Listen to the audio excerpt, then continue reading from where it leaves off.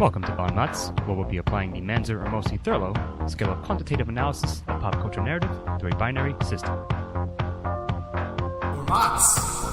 This podcast contains spoilers, mature content, and language. Viewer discretion is advised. Hello, and welcome to a special episode of Bon MOTS, our second annual MOTScars, as they were, where we go over the Academy Award nominees. We've seen all the Best Picture films and decide and try to predict what the Academy will choose, and also evaluate through the MOTS scale Versus our own scale. What we've picked.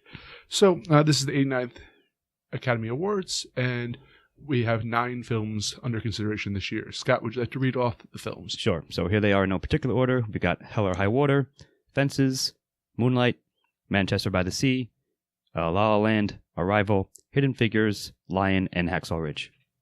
Okay, so we're going to start off with our own personal picks for the best and worst of this year, and we'll start off with Stephen or Mosi.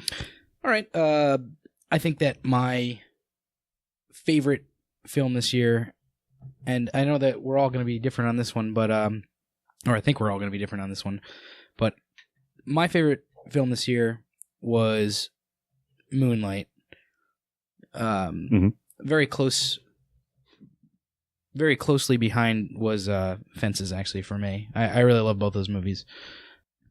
And then my least favorite film was by a wide margin, Hacksaw Ridge. I really did not like that movie. And similar to how I felt about Nocturnal Animals earlier in the season, the more I thought about it, the less I liked it. All right. And Scott Thurlow, would you like to go on about your best and worst? Sure, of course. So I think Ian and I might agree on our personal number ones. I'm going to go with Hell or High Water. I very much love this film. I thought it was great. We'll get into it later as to why I don't think maybe it's the best film amongst this field, but it was my personal pick. And if I had to tie or pick another one, it would be Manchester by the Sea. They could swap the number one spot. And I agree with Steve, though, that the worst film is indeed Hacksaw Ridge. I did not like it. I did not care for it, sir.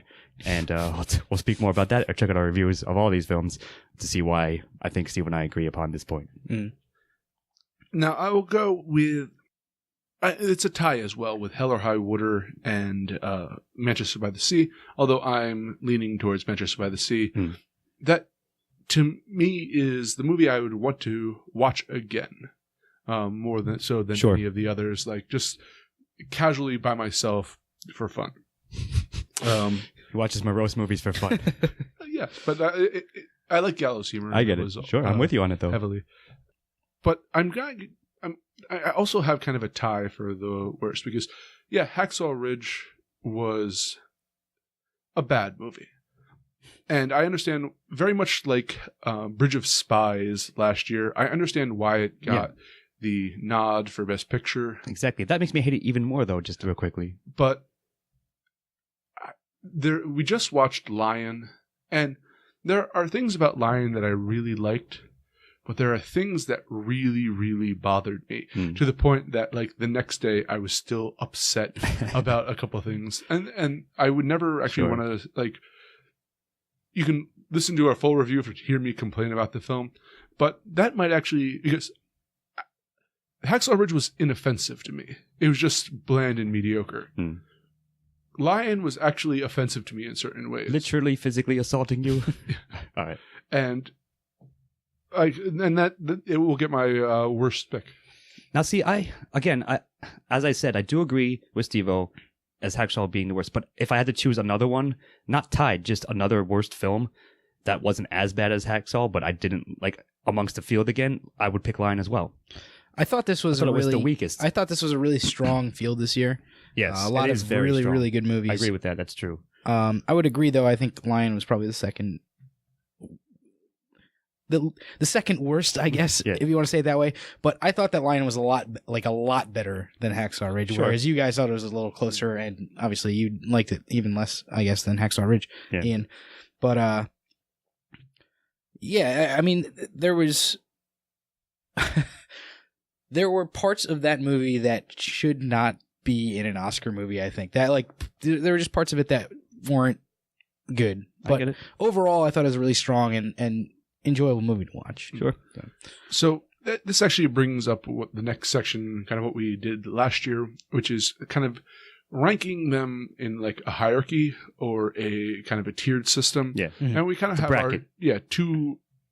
We just both all agreed that like Lion and Hacksaw Ridge, however far apart they might be in the tier, Are still the weakest. subpar Yes. level here. Sure. So I'm going like, let's move from bottom up. What do you think are the mediocre entries of this season? All right, for me, I'm going to start off with this. This is the heavy favorite to win the Academy, which we'll get to, but I think La La Land was middle of the road, like, all right.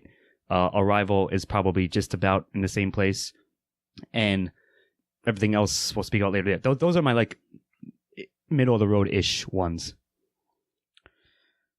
I actually, and I just did my rankings right before the podcast, and I really liked the rest of them other than Hacksaw Ridge and Lion. However, ranking them, I had Arrival as my 7th Right. on this list. Out of 9, there's 9 total movies in here.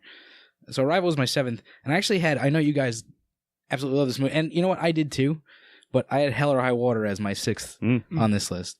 Okay. Just because I thought everything else was really strong. I honestly, Hell or High Water and La La Land could swap because La La Land was 5, but I thought La La Land had more going for it in terms of like an Oscar movie, I would say. I think that I probably enjoyed Hell or High Water a lot more than La La Land, but La La Land was like really well put together for me. I get that, and it's sort of like what we said last year, you and I, at least Steve, about Mad Max. It's the film we liked the most, even though we sort of agreed it wasn't like the best film amongst the nominees. So, in a way, I see. Even though I did rank Hell or High Water pretty highly, it has a limited appeal in a genre fashion, in a way that I think that both Arrival and La La Land do as well. Although La La Land is getting critical praise, if you have to be a fan of musicals, yeah, exactly, to like that, and that's my issue with it. And really, it's a critics movie. It's it's the Oscar bait of this year, kind of. It's a love letter to a genre that is gone, and it ain't coming back. It is gone, but it has always been a critical, like, musicals have always been like kind of critical darlings, and like to an extent. I'm sure Hamilton will be made into a movie sometime soon, and I'll see that. And, but Hamilton is, and I'm by no means a scholar of musicals, but Hamilton is on the frontier of what musicals can be, where, in a sense, La La Land's almost it has a cynical like bite to it, but it's a retrospect on what musicals once were. It's like, hey, remember musicals? Here's one for our modern age. Sure.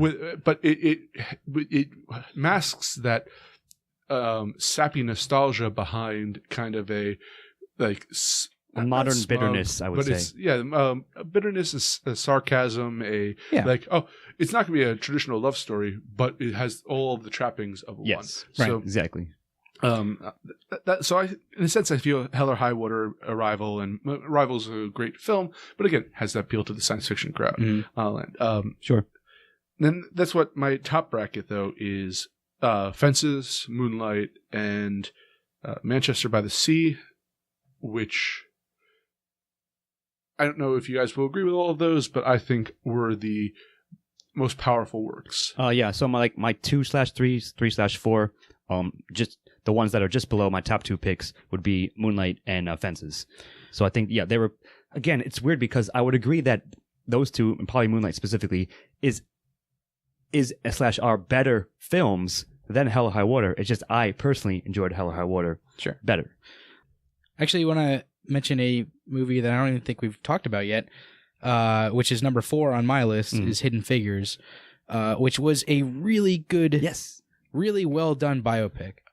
After I said that list, I realized I had excluded that. You skipped your 4th pick. I think that's probably 4 on your list too, right? It's around there. See, that's 4 or 5 for me too. It bridges the thing between the great ones, and I don't know if it's at the top of the second tier or the bottom of the first tier. That's pretty much how I cut it up in my own mind. It's something like that, though. It's a very good film. We enjoyed it a lot. It's just that it's definitely doesn't deserve to be in the lower bracket. Right. But I think it's not quite good enough to get there, but it's very well done. Well, it doesn't. On So face value. I would say my top 3 were, I think, almost exactly the opposite of your order, Ian. It's All right. Manchester by the Sea at 3, Fences at 2. Oh, I think you have Fences at 2 as well, Yes. right? And then Moonlight at 1. And Hidden Figures, where I think where it maybe missed for me personally, is in that it doesn't have the bite or the edge that those 3 movies have. It's a really well done movie, but at the end of the day, it's like a feel good movie, which is great, but not necessarily the type of movie that I'm going to love. We're not here to feel as good. as much as like like depressing. That's why I like Manchester. No, I get it. Like, Exactly. I'm busting your balls, but I certainly understand what you're saying there, and I pretty much agree with it. I adored Fences until I saw some of the stronger films that were in there. And this is going into that idea. This is a very strong field. Fences, in any other, like, if Fences were running last year, it would have been my number 1. Yeah. Mm-hmm. But I want to mention one thing. I think, at least for me, this is true. The order in which we saw these films somewhat informs my opinion. Like, for example, we saw Hello Order months back, way before it was even like we weren't sure it was even going to be in the nominees. Right. And actually, it wasn't at that point. Right. It wasn't even. It was sort of an outlier. I don't think it was that close even at that It got point. closer and closer as it went on. Right. But so, for example, we saw Fences, and I was like, damn, this might. And then we saw Moonlight like the week later. Yeah. So that sort of like was a bizarre, like, or at least a difficult juxtaposition to juggle those. And we just saw Lion, and that I sort of left this season with like not as like if I'd seen something different the last film. Manchester was that was like about 2 or 3 weeks ago or so. So I'm just saying, like, when you see them and how they relative to the other ones, that might sort of color your opinion. But I'm going to disagree with you there, because I was sure of a couple of my picks. Like Manchester by the Sea really floored me, and that came out of nowhere. Sure. Like, I thought, I mean, I agree I had with that come in kind of. thinking it was going to be a story about a young man trying to raise Yes, like that's his true. brother's kid. We were misinformed about the nature of the plot somewhat. And it was a very pleasant surprise. And perhaps if I had gone in with high expectations, I would have felt differently. Mhm. But like, that came much later after we watched a number of the films. No, I get it, and true. It's still held true. So before we go into Moonlight, because I think that's going to bleed into what we're discussing for what we think the Academy Awards will pick. Okay. Do you have any other thoughts? No, I mean, that's pretty much my breakdown, and I like your guys' breakdown. We saw an overlap, and I Yeah. think it's a good one. And that's why I like to do tiered, because it's not necessarily this one's better than this one. It's like these exist in the same playing field. Exactly. Right. So Moonlight, though, is an impressive film. It's not my number 1 personal choice, but I think the Academy Awards and the Academy itself, who would pick it, would be wrong to deny this the Best Picture nod. They'd be remiss for sure. passing this one up. I completely agree with that. Yeah. This is an important film. This is a piece of art. An impressive film as well, I would say. Both of those, yes. And the thing is, like, La La Land it's been competition, but La La Land's the feel good kind of ode to Hollywood. It's a letter penned to make like the teacher sucking up to it. If I may quote Bad Religion real quickly, the spiritual era or the musical era is gone. It ain't coming back. So, I mean, I get what you're saying. So I'm on your side as well. Yeah, but that's the thing.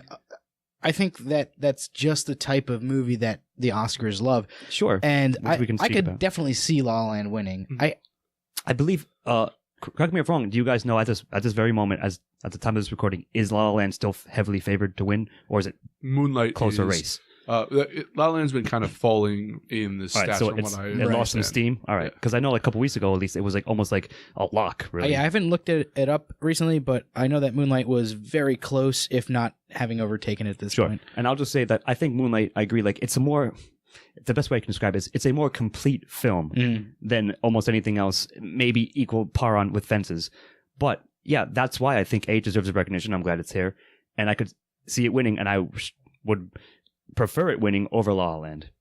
But I don't see any other work aside from La La Land or Moonlight taking the Oscar home. So let me ask you guys, if you had to pick a long shot, it's not one of those two flicks, what do you think the Academy would choose? Manchester.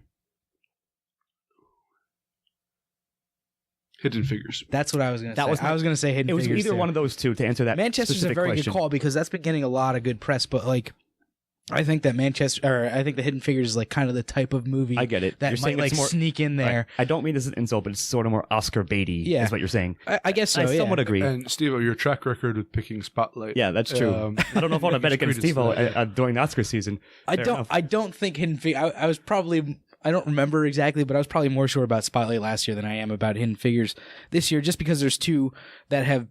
There's two movies that have been really like tracking well so far in Moonlight and La La Land. So it's tough to overcome both of those. Sure. But if I had to pick a long shot, I would pick Hidden Figures for sure. Like I could easily switch, and yeah, I'll admit that I'm somewhat again personally invested as a fan of Manchester, if you will. So, but I could certainly see them like being the upset, if you will, if not La La Land and Moonlight. I think they might. What I think they're going to give to Manchester by the Sea is Acting. Casey Affleck for Best Actor, which he would deserve. Although I think that Denzel But Washington. then exactly, for- right? Then it squeezes out Denzel. See, it's harsh. This is a very, very strong year. You see, that's a tough one. Like Casey Affleck came out of freaking nowhere with this performance. Like, not that Casey Affleck's like a terrible actor, Right, but I think this just in like, previous stuff, but catapulted him. this was the best I've ever seen him, and like by a long shot.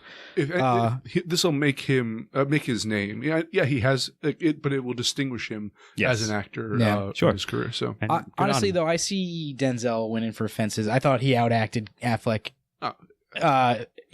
Just it's Denzel Washington, like kind of at the top of his game. Like. Right. Two things. I think Viola Davis, if not outacted, like kept stride with Denzel, and they can't outact each other if not in the same film. Just wanted to make that joke, but I see what you're saying. Though I get what you mean. it will be a crime if she doesn't win supporting actress. I agree. Yes, I agree with that. this- So let me ask you guys this question that I came up with for this year: which film would you remove that you think like didn't need to be in the running? Hacksaw Ridge. Hacksaw Ridge. See, I would pick that, of course, but that's our worst pick. I would say Arrival could go away as well.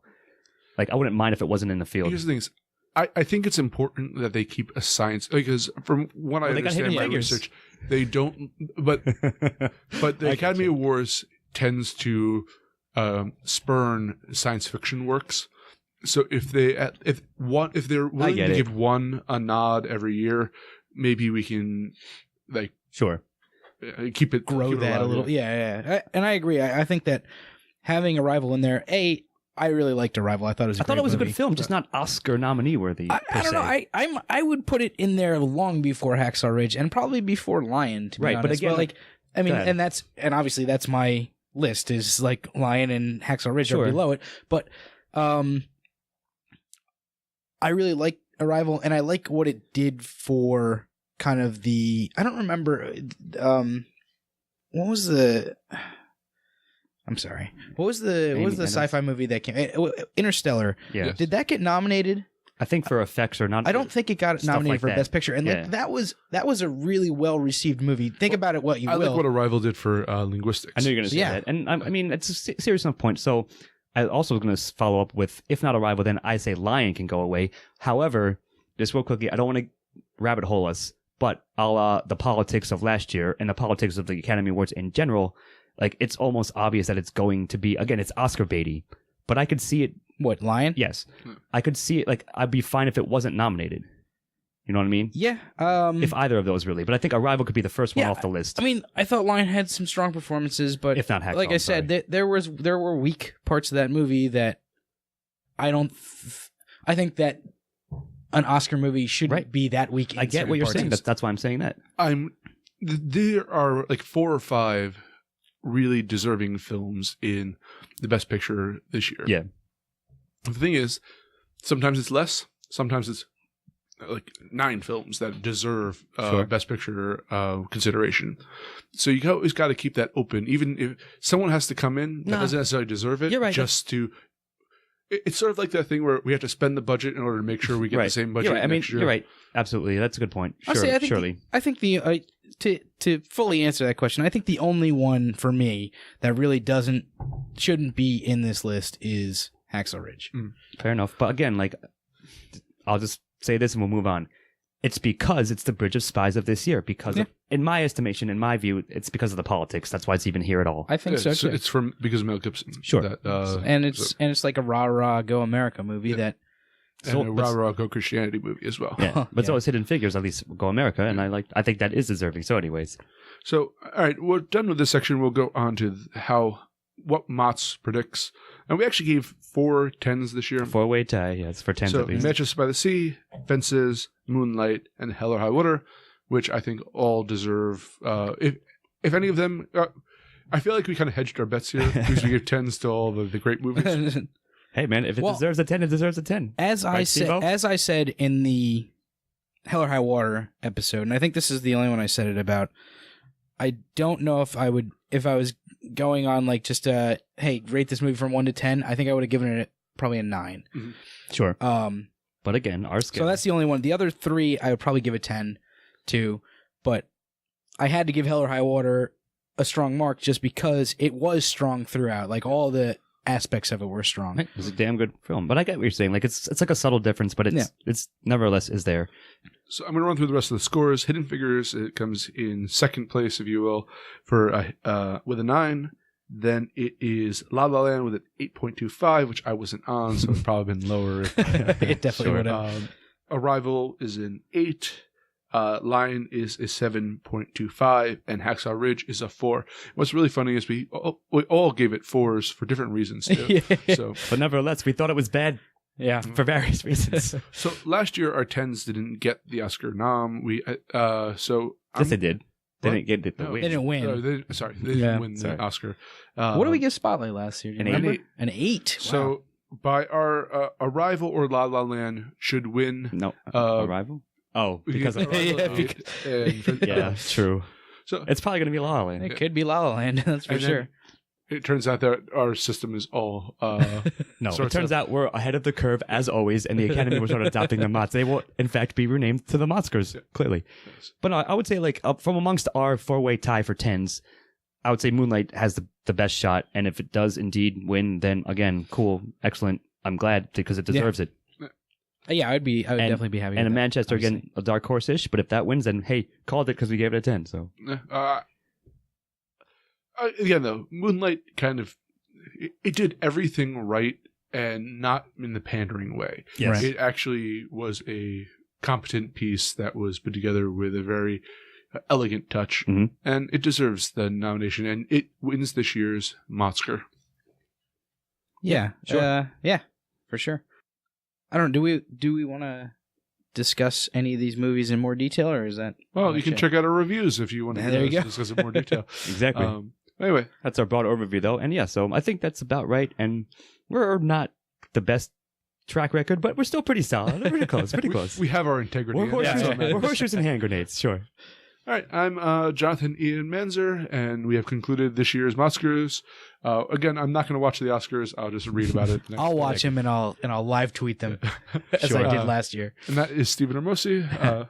Have a good night. And Scott Thurlow. And I will just be viewing the MOTScars, or the Oscars, of course, as a horse race and looking at my betting slip. Good night. Editing and engineering by Jonathan Ian Manzer. Music by Christopher Morgan. Check us out on YouTube and iTunes for the shows, and on Facebook and Twitter for updates.